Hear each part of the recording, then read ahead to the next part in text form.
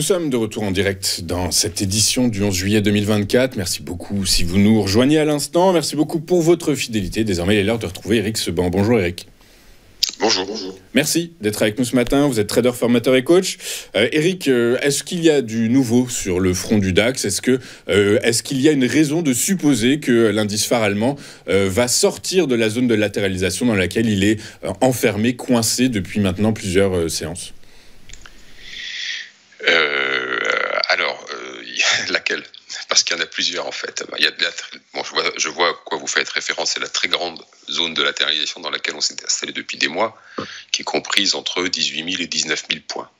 Et à l'intérieur de laquelle se succèdent d'autres zones de latéralisation qui sont moins larges. D'autres zones, ça veut dire que la semaine dernière, on en avait 3. On les avait évoquées. 3 depuis avril.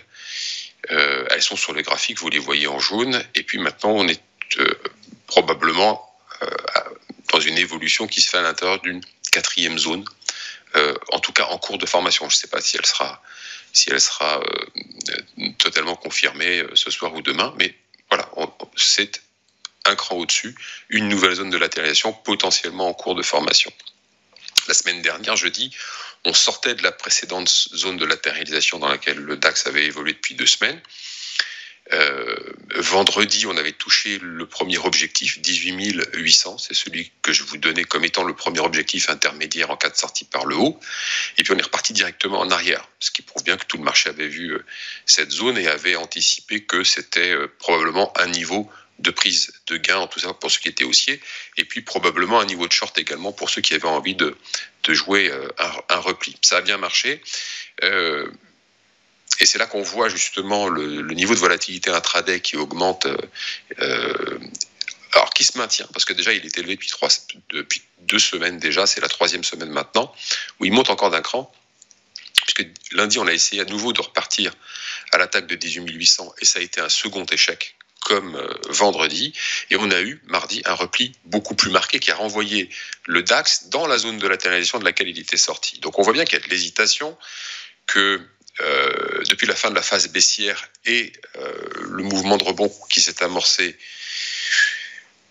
on n'a pas de retour en arrière complet, mais on n'a pas non plus la possibilité de poursuivre le mouvement de rebond, bien que le DAX, dans les niveaux actuels, soit toujours, faut pas l'oublier, donc à l'intérieur d'une grande zone 18 000 en bas, 19 000 en haut, et on est plutôt dans le haut, c'est-à-dire donc les plus hauts historiques. Donc on arrive à se maintenir. Donc si on reprend un petit peu en arrière, 2 mois en arrière, on avait une phase de baisse dans laquelle je vous disais qu'il ne fallait pas espérer un relais baissier. On a eu le rebond duquel je vous dis toujours la même chose, à savoir que je ne pense pas qu'on aura un fort relais haussier. On va continuer d'évoluer dans cette zone que vous mentionniez à l'instant, 18 000, 19 000, avec différentes phases successives.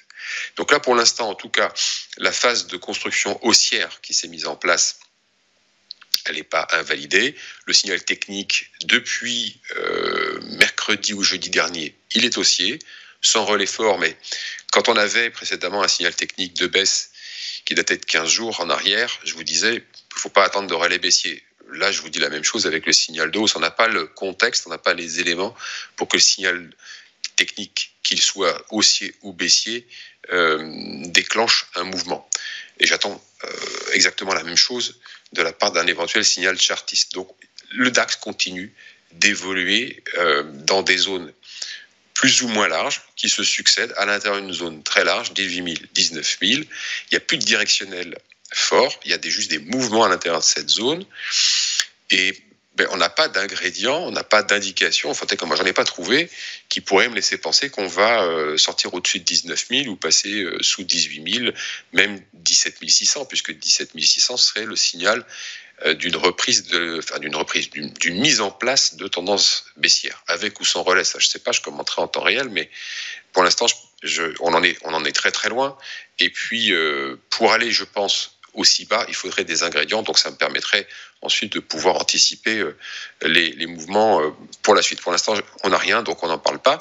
Tout ce qu'on peut dire, si, c'est que, comme je vous disais, la volatilité a augmenté en intraday, et c'est toujours les algos qui dominent les échanges. Là, il n'y a pas de doute, ça fait déjà maintenant 3 semaines que ça dure. Alors, on n'avait pas beaucoup de volatilité, on en a de densité, on en a un peu plus, mais on a toujours un peu plus de volatilité. Là, depuis une semaine, on fait des mouvements plusieurs fois dans la journée, donc dans les deux sens, hein, entre 100, 200 points, 250 points, et je vous le dis, plusieurs fois dans la journée. Donc il y a vraiment de la volatilité.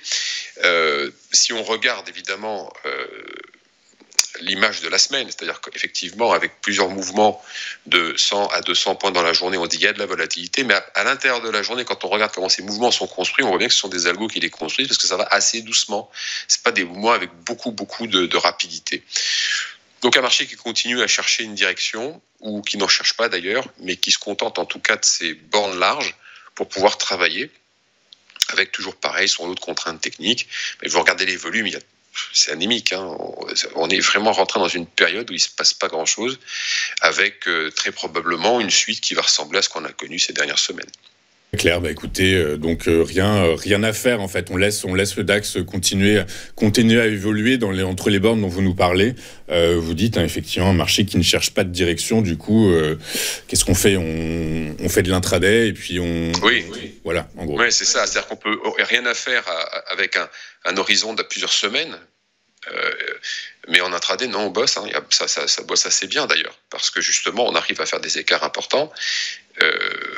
Maintenant, l'intraday, c'est très particulier, mais disons que à l'horizon de plusieurs semaines, je ne vois pas le DAX sortir des bornes, voire même plusieurs mois, mais là, c'est trop loin pour moi. Moi, je fais de l'intraday à 3 jours, c'est déjà du long terme. C'est ça, on comprend bien. Merci Eric d'avoir été avec nous ce matin. On vous retrouve la semaine prochaine, je pense, du coup. Semaine prochaine, oui.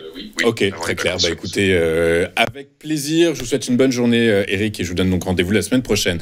On marque une rapide courte page de publicité. On retrouve juste après les Market Movers de Richard Mourin, tout de suite sur TV Finance.